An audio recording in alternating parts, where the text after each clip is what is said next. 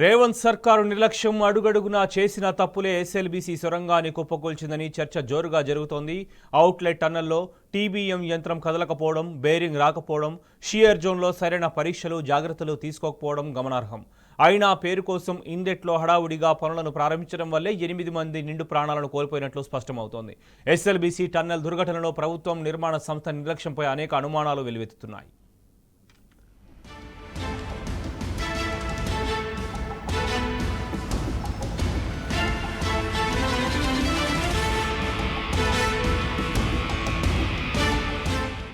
SLBC సొరంగం కూలిన ఘటన దేశవ్యాప్తంగా సంచలనం సృష్టిస్తోంది. పొట్టకూటి కోసం రాష్ట్రాలు దాటి వచ్చిన 8 మంది అవాగ్యుల కుటుంబాల్లో చిచ్చుపెట్టిన ఈ దుర్ఘటన ప్రమాదవశాత్తు జరిగిందా, ఏజెన్సీ అజాగ్రత్త, ప్రభుత్వ నిర్లక్ష్యం వల్లే కార్మికులు మృత్యువాత పడ్డారా అనే చర్చ ప్రస్తుతం జరుగుతున్నది. 10 ఏళ్ల పాటు పనులు ఆపడం వల్లనే ఈ ప్రమాదం జరిగిందని సీఎం రేవంత్ రెడ్డి చేసిన అసంబద్ధ వ్యాఖ్యలపై సర్వత్రా విమర్శలు వ్యక్తమవుతున్నాయి. ఈ నేపథ్యంలో సొరంగం ఘటనలో 8 మంది చనిపోవడం వెనుక అసలు కారణాలేంటి? తాజా కాంగ్రెస్ ప్రభుత్వ హయాంలో సొరంగం పనుల ప్రారంభానికి ముందు చోటు చేసుకున్న పరిణామాలేంటి అనేవి ఇప్పుడు సర్వత్రా చర్చనీయాంశంగా మారాయి.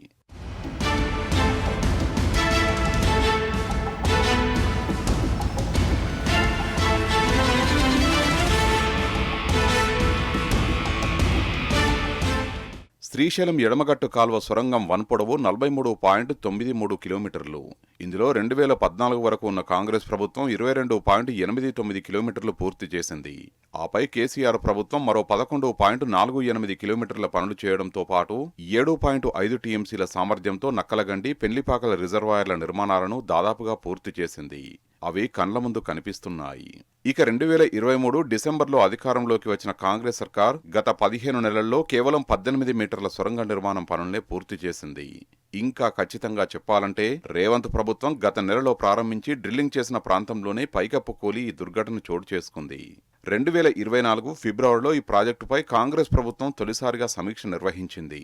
20 నెలల్లో ప్రాజెక్టును పూర్తి చేస్తామంటూ మంత్రులు ఉత్తమ్, కోమటిరెడ్డి పదే ప్రకటనలతో హంగామా చేశారు. కానీ మొదటి సమీక్ష జరిగిన ఏడాదికి, అంటే గత నెల 16, 17 తేదీల్లో డ్రిల్లింగ్ పనులు మొదలుపెట్టారు. 18 మీటర్లు తవ్విన తర్వాత ఈ ప్రమాదం జరిగింది. ఇందులో ఎంత మేర కూలిందనేది మున్ముందు తేలనుంది. అయితే కేసీఆర్ హయాంలో 10 ఏళ్ల పాటు నిర్లక్ష్యం వహించారంటూ కాంగ్రెస్ ప్రభుత్వం ఎస్ఎల్బీసీ దుర్ఘటనపై చర్చను పక్కదారి పట్టించేందుకు ప్రయత్నిస్తోంది.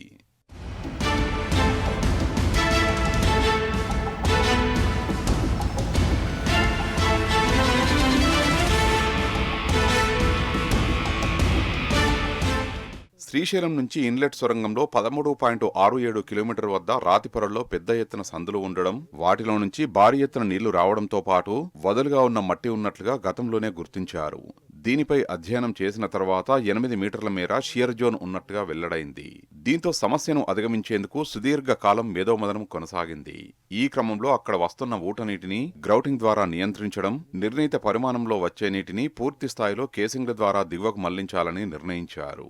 అయితే ఈ పనులు ఇంకా పూర్తి కాలేదని తెలిసింది. ఊటనీటి నియంత్రణ కోసం రాతిపొరల మధ్య ఉన్న సందుల్లోకి సిమెంట్ను జొప్పించి గ్రౌటింగ్ ప్రక్రియ చేపడతారు. ఇందులో భాగంగా 8 మీటర్ల షియర్ జోన్లో 3 లక్షల క్యూబిక్ మీటర్ల సిమెంట్తో గ్రౌటింగ్ చేపట్టినట్లు అధికారులు చెబుతున్నారు. ఇందులో రసాయనాలు కూడా వాడాల్సి ఉన్నందున ఘటన జరిగిన తర్వాత చివరి 40 మీటర్ల పరిధిలో మట్టి గడ్డకట్టుకుపోయినట్లుగా ఉందని నిపుణులు అభిప్రాయపడుతున్నారు.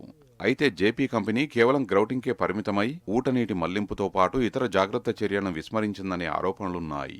అవే సొరంగం కుప్పకూలేందుకు దారితీశాయని నిపుణులు అంచనా వేస్తున్నారు.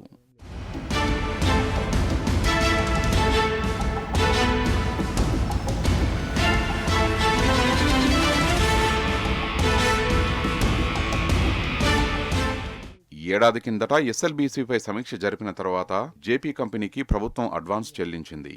అప్పట్నుంచి త్వరలో బేరింగ్ రానుంది, అవుట్లెట్ నుంచి పనులు మొదలు కానున్నాయని పదే మంత్రులు ప్రకటనలు చేశారు. ముఖ్యంగా మంత్రి కోమటిరెడ్డి వెంకట్రెడ్డి ఏకంగా అమెరికా వెళ్లి రాబిన్సన్ కంపెనీ ప్రతినిధులతో మాట్లాడారు. అనంతరం 2024 అక్టోబర్లో బేరింగ్ అమర్చి అవుట్లెట్ పనులు మొదలు పెడతామని జేపీ కంపెనీ ప్రభుత్వానికి స్పష్టం చేసింది. కానీ ఇప్పటిదాకా బేరింగ్ వచ్చింది లేదు, పనులు మొదలైంది లేదు. అసలు బేరింగ్ కంపెనీకి జేపీ కంపెనీ ఆర్డర్ ఇచ్చిందా? ఒకవేళ ఇచ్చి తయారైతే బేరింగ్ ఎక్కడి వరకు వచ్చింది అనేది ప్రభుత్వానికి సైతం తెలియని పరిస్థితి. మరోవైపు కొన్ని రోజుల కిందట అవుట్లెట్ పనుల ప్రారంభంపై ఇంజనీర్లు జేపీ కంపెనీని నిలదీస్తే బేరింగ్తో పాటు మరికొంత సామాగ్రి కూడా రావాల్సి ఉన్నదని చెప్పినట్టు విశ్వసనీయ సమాచారం. ఈ క్రమంలోని మంత్రులు, నీటిపారుదల శాఖ ఇంజనీర్లు నిత్యం సొరంగం డ్రిల్లింగ్ పనులు ఎప్పుడు మొదలవుతాయంటూ నిర్మాణ కంపెనీపై తీవ్రస్థాయిలో ఒత్తిడి చేస్తున్నట్టు తెలిసింది. దీంతో నాగర్ కర్నూలు జిల్లా మన్నెవారిపల్లి వైపున్న అవుట్లెట్ నుంచి పనులు మొదలవుతాయని అందరూ భావించారు. కానీ అనూహ్యంగా శ్రీశైలం వైపు ఉన్న ఇన్లెట్ నుంచి గత నెల 16, 17 తేదీల్లో పనులు మొదలయ్యాయి. బేరింగు, ఇతర సామాగ్రి ఇప్పట్లో వచ్చే పరిస్థితి లేకపోవడం, అవుట్లెట్ పనులు మొదలయ్యేలా కనిపించకపోవడంతో ఎస్ఎల్బీసీ పనుల్లో ఎలాగైనా పురోగతి చూపించాలన్న తాపత్రయంతో జేపీ కంపెనీ ఇన్లెట్ నుంచి పనులు మొదలుపెట్టిందని తెలుస్తున్నది.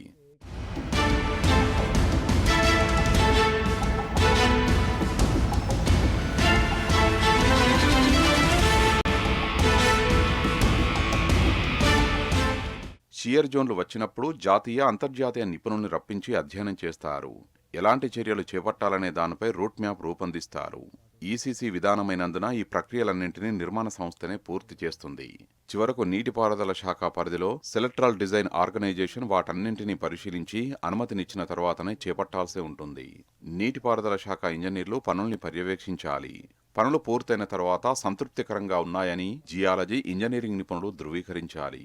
మరి ఎస్ఎల్బీసీ షియర్ జోన్ విషయంలో ఇవన్నీ జరిగాయా అనేది $1 మిలియన్ ప్రశ్నగా మారింది.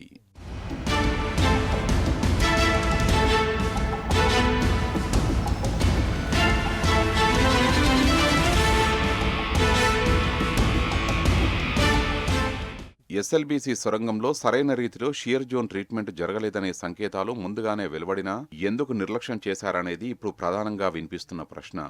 సొరంగంలోకి వచ్చి పోతున్న సమయంలో పైనుంచి మట్టి, నీళ్లు పడడం అధికారులు కూడా చూశారు. అంటే షియర్ జోన్ ట్రీట్మెంట్ చర్యలు సరిగా జరగలేదని, అందుకే సొరంగం పైకప్పు నుంచి 2-3 రోజులుగా మట్టి, నీళ్లు పడుతున్నాయని అర్థం చేసుకోవచ్చు. దీనిని కార్మికులు, ఇంజనీర్లు గుర్తించినా నిర్లక్ష్యం వహించారని స్పష్టమవుతున్నది. కనీసం మట్టి, నీళ్లు పడుతున్న వాస్తవాన్ని ఆదిలోనే గుర్తించినప్పుడు అప్రమత్తమై పనులు నిలిపివేసి ఉంటే 8 మంది నిండు ప్రాణాలైనా దక్కేవి. కానీ 15 నెలలైనా మొదలుకాని ఎస్ఎల్బీసీ పనుల్లో పురోగతిని గొప్పగా చూయించుకోవడానికి ప్రభుత్వం, నిర్మాణ సంస్థ పడిన తాపత్రయం, తద్వారా వహించిన నిర్లక్ష్యమే 8 మంది కార్మికుల ప్రాణాల్ని బలిగొన్నదని స్పష్టమవుతోంది.